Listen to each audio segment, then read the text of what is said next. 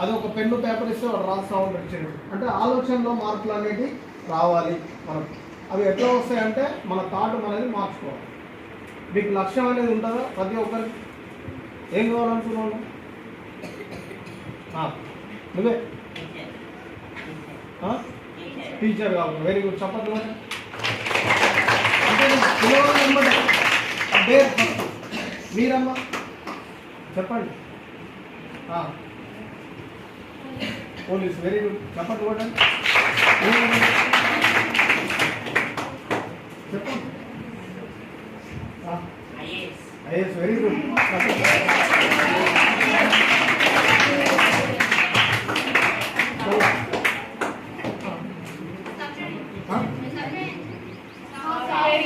Software engineer. Very good.